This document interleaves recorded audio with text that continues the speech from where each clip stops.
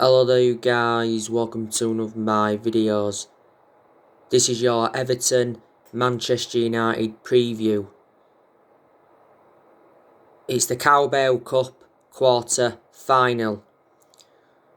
It's on Wednesday night, 8 o'clock kickoff at Goodison Park. In Everton's last 3 games, they've beaten Arsenal, Leicester and Chelsea. So Everton are in a good vein of form, and I think they are 4th in the Premier League. We beat Everton earlier on this season at Goodison Park by 3-1 in the Premier League.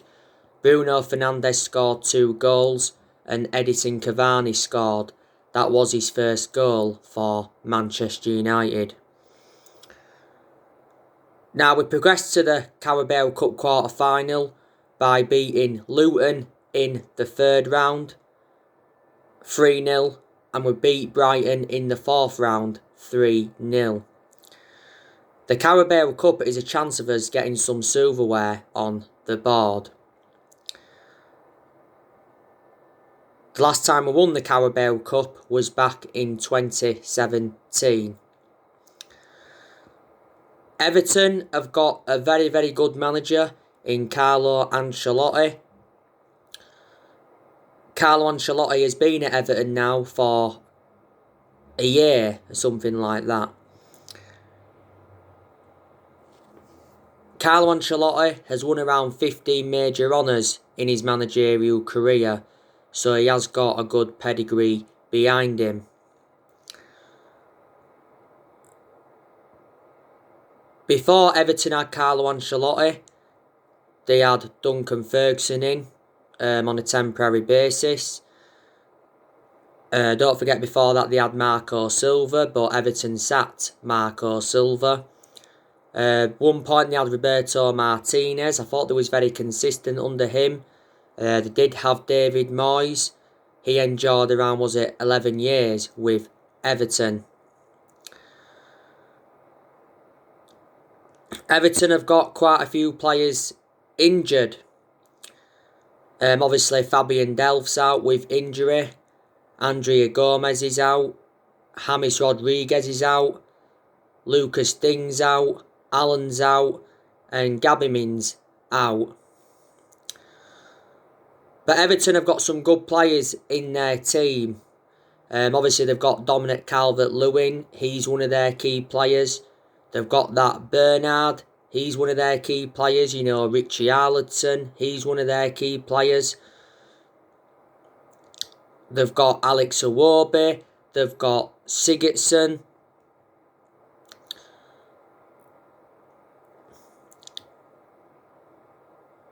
They've got Ben Godfrey. They got him during the summer. Like I said, James Rodriguez, he's made a fantastic impact at Everton. They also got him during the summer.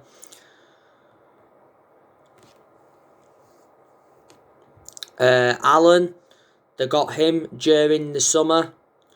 I think they also got that Olsen.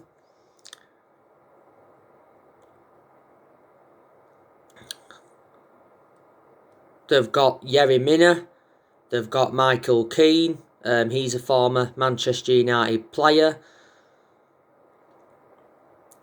So they have got some good players in their team.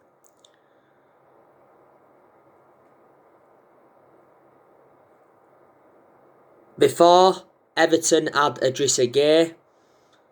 Obviously he's now at PSG. I thought Idrissa Gueye was very, very good for Everton. I like the way he broke up the play. Obviously they had Moise Keane before, but I think they did loan him out to PSG. They did have Theo Walcott, but he has gone out on loan with Southampton. They did let Lukaku go back in 2017, Everton, because we obviously got him. We got him in a deal worth £90 million. We paid £75 million up front, and there was like £15 million in add-ons. And Lukaku endured 2 years at Manchester United. We did get Fellaini off Everton, didn't we? Don't forget, back in 2013. We got Fellaini under the David Moyes era.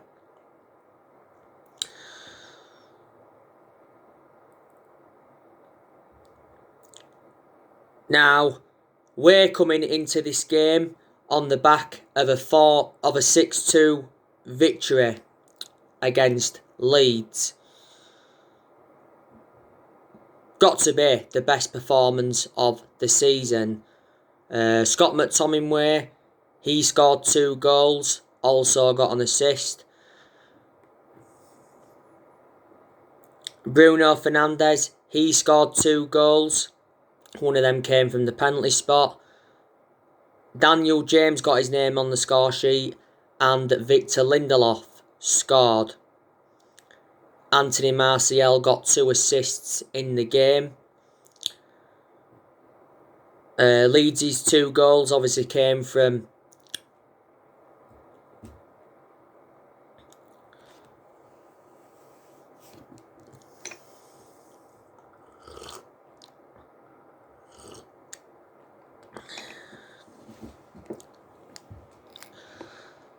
Liam Cooper and Stuart Dallas.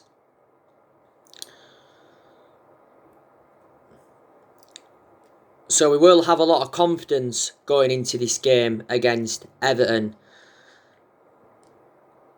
By the way, Ole Gunnar Solskjaer has won all of his 6 away games in the League Cup as a manager. Now, I think Solskjaer will rotate the squad for this game against Everton. I think Dean Henderson could go in goal. I think Alex Telles could start the game. Juan Mata could be given a chance in this one because he played in the previous rounds against Brighton and Luton. I think Eric Bailly could be given a chance. Eric Bailly hasn't played for us since our 6-1 defeat to Tottenham. Bailly's obviously played in the previous rounds as well. I think Cavani could also start this game against Everton. Cavani has recently been out with a muscle problem. Now it's saying Scott McTominay is a doubt for this game. I think it said that Scott McTominay has got a groin problem. It also said Luke Shaw's a doubt for this game against Everton. I think it mentioned something to do with illness. We've obviously got Phil Jones injured. Marcus Rojo is also out with injury.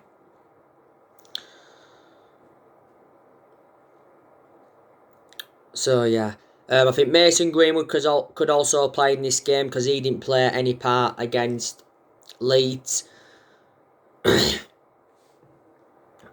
Paul Pogba, he didn't play any part against Leeds either. So could he be involved? Matic, he could actually start this game against Everton. What formation do you think Ole will go with? You know, will he go with a 4-2-3-1? Because he has gone a lot with that formation since he got appointed in as Man United manager. Will he go with 5 at the back? Will he go with a 4-3-3? You know, will he go with a 4-1-2-1-2? We'll have to see what happens.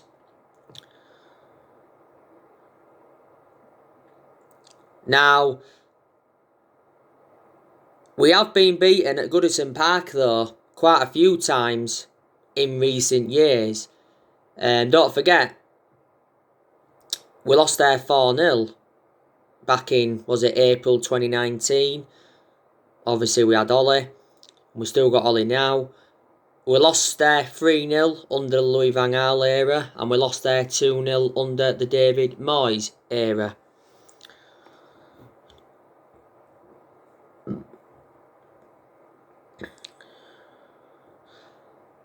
Our next league game, we are away to Leicester. It is the early kick-off on Saturday. Leicester's going to be a very, very difficult game. I think Leicester are sitting now, are they second in the Premier League now, Leicester? I think they are. Leicester have got a very, very good manager in Brendan Rodgers. Brendan Rodgers has been Leicester manager now for almost 2 years. Was it last year he signed a 5-year, or was it a 5.5-year deal with Leicester? Managed a few clubs though in his managerial career. Obviously before he was at Leicester he was at Celtic. He enjoyed a few good years with Celtic. Obviously he was at Liverpool at one point. He enjoyed one good season with Liverpool, did Rodgers. Before he was at Liverpool he was at Swansea.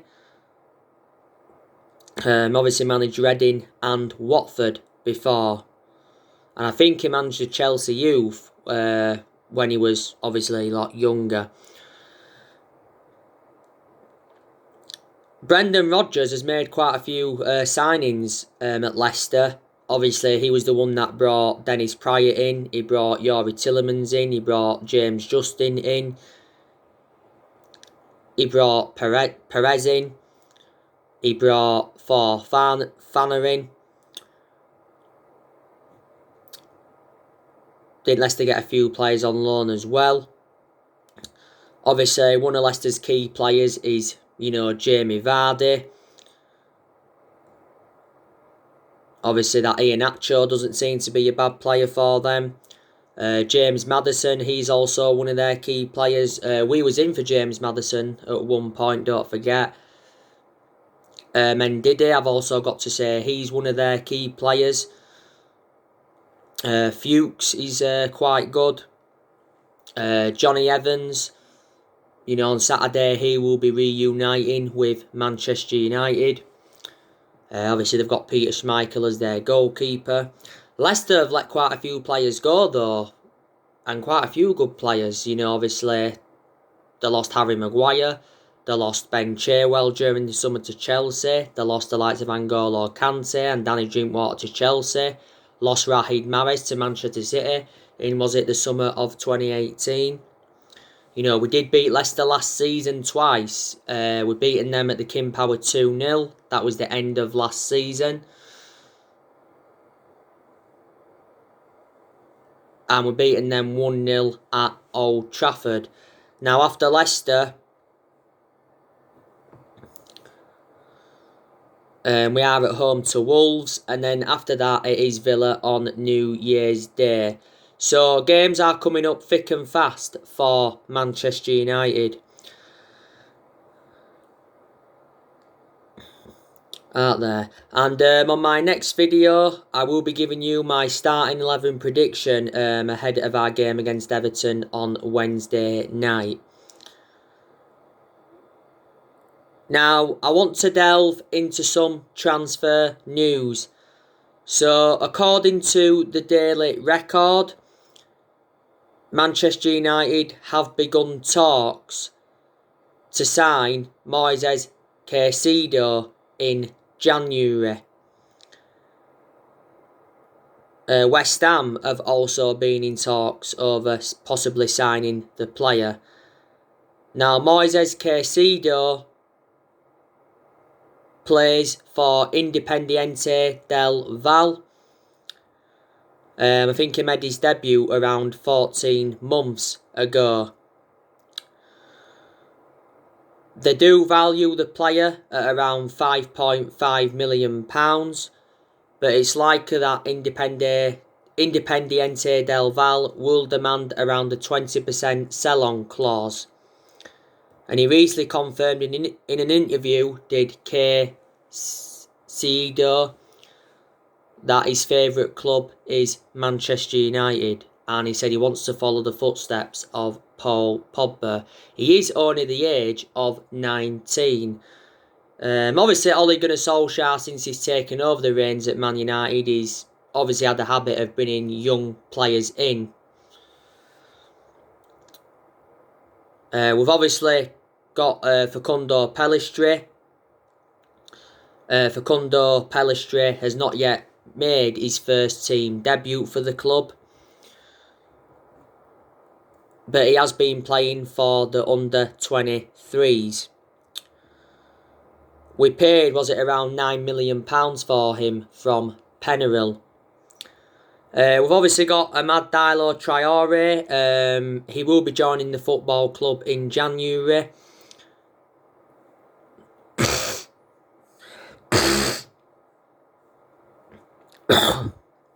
Because Fabrizio Romano recently said that Amad Diallo Traore received his passport and he will complete a transfer to Man United in January. I think we are getting him for around £37 million, something like that. We're paying like 19 million up front, but he said there could be add-ons included. We don't know if Amad Diallo Traore is going to immediately get into the first team.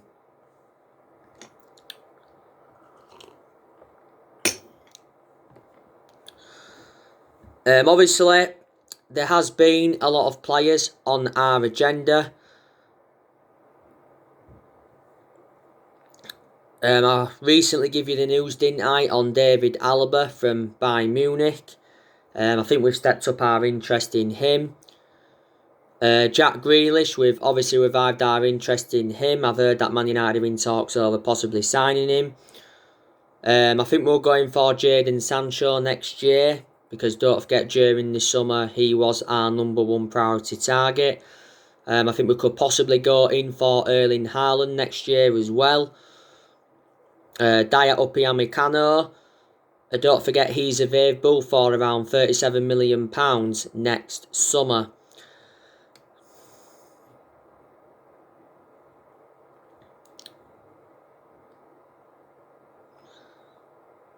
So yeah, it is good that we are making plans for next year. It's actually recently said that Ed Woodward has changed our transfer strategy, to obviously help Ole Gunnar Solskjaer.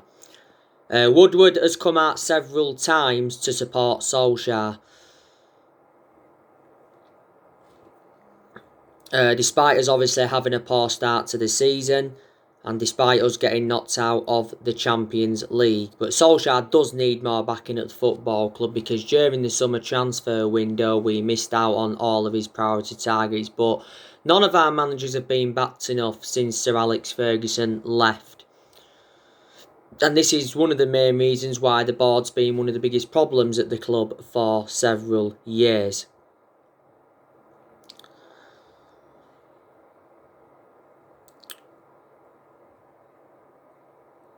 We're obviously going to get rid of Deadwood next year, because he's still players that need to leave Manchester United. I think next year we will get rid of Jesse Lingard. We'll get rid of Odin Igalo, because Igalo's loan expires in January. I think we will also get rid of Phil Jones, Marcus Rojo. I think we'll also get rid of Sergio Romero. Sergio Romero is now our third choice goalkeeper. I think Matic could go. I think possibly Juan Mata could go. A lot of United fans are expecting Paul Pogba to leave the club. There's obviously been rumours of Brandon Williams going out on loan. Earlier on this season there was rumours of Dean Henderson going out on loan. But yeah, I think a lot of Man United fans, or at least some Man United fans, are Solskjaer in now. Because we have been in good form recently. And that win against Leeds at Old Trafford was our biggest win in the league this season, must be. But it was only our second win at Old Trafford in the Premier League this season. We actually have been poor at home this season. We've been very, very good away from home. When we beat Sheffield United last Thursday, we became the first team to win 6 successive away games after conceding first in a single Premier League season. And we've won our last 10 away games in a row in the Premier League. But it has been up and down this season. We are in a good position at the moment. We are sitting third in the Premier League, and I think we're just 5 points behind Liverpool. And I have been saying stuff like, Ole Gunnar Solskjaer isn't the right manager for Man United, and I have been saying stuff like, he is out of his depth and that. And if things continue the way they have been recently, my perception will change a hell of a lot on Solskjaer. In some games he's managed at Manchester United, he's showed tactical flexibility, but there's also been a lot of games where he's been very tactically naive, and that's what, does concern me. This is Solskjaer's second full season as Manchester United manager. And I always said this season was going to be a big season for him. And I said, if we can finish in the top 4 this season, and if we can win a trophy, that would represent a very good season for Man United. Then that would give us something to build on.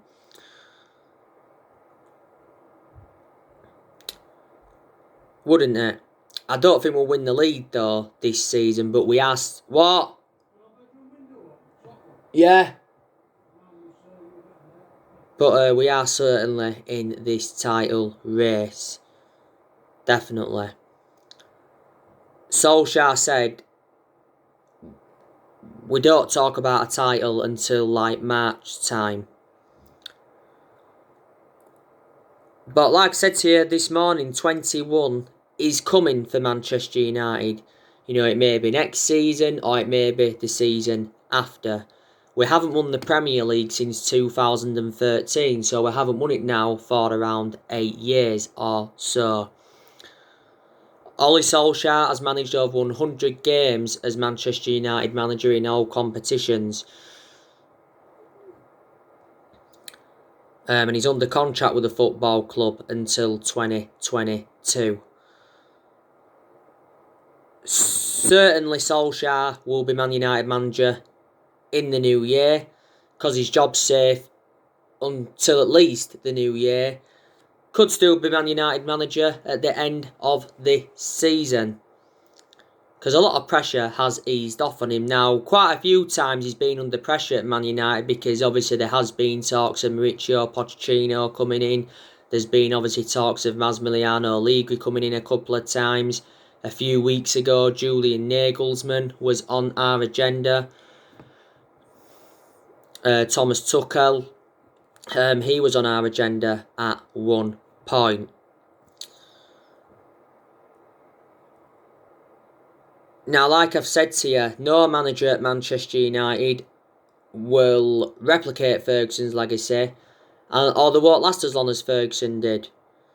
Ferguson endured 27 years at Man United, won a total of 38 major honours, but he didn't settle in straight away because he didn't win out in his first 4 years at the football club. But we'll certainly get back being a competitive team where we are going to win major honours and stuff like that. Look how good Jurgen Klopp is now at Liverpool. He's won, 4 trophies with Liverpool. But again, Jurgen Klopp didn't settle in straight away. So people say Solskjaer needs more time to get us, where we want to be. And Solskjaer's priority is leading the club to long-term success.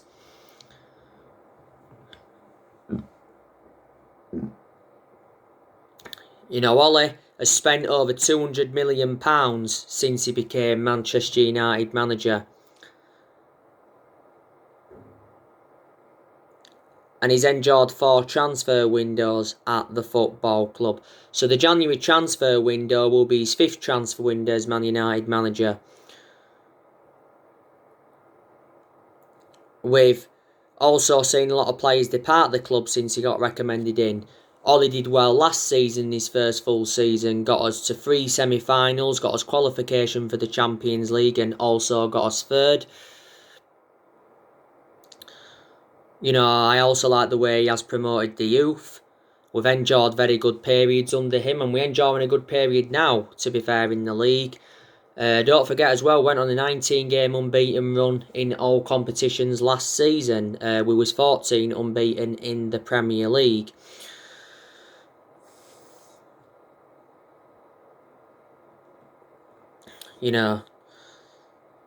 So, yeah, there's positives you can take. There's still problems at the club. Like I said, the board's one of the biggest problems. It's been one of the biggest problems at the club for several years. Our defence is still a problem. Maguire and Lindelof can perform when they want to do, but they are too static. And we are still leaking goals. That's a concern. Maybe the goalkeeper is a problem as well. Because, a lot of Manchester United fans have been saying, we should put Dean Henderson now as number 1.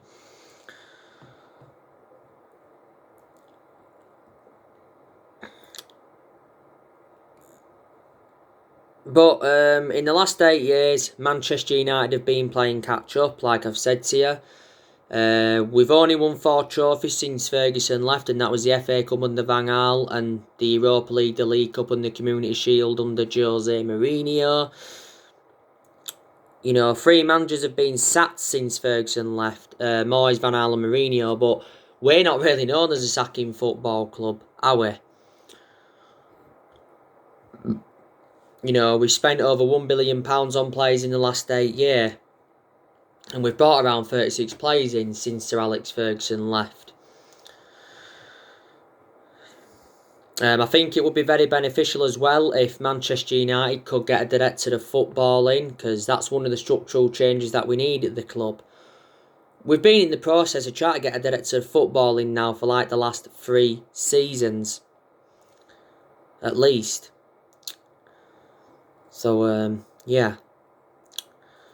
But like I've said to you, we have got good players in our team. And our squad's certainly good enough to get a top 4 finish. That's minimum. Definitely. Rashford's a good player. Martial hasn't been good for the vast majority of this season, but in his last couple of games he has really stepped it up. Greenwood's a good player. Fernandes is an exceptional player. He's definitely our best player and he's the best signing we've made since the Sir Alex Ferguson era. Edison Cavani, he's a good player as well. Enjoyed a fantastic start to his Man United career. Donny van der Beek, he's a good player as well. So far, Donny van der Beek has made 2 starts in the Premier League.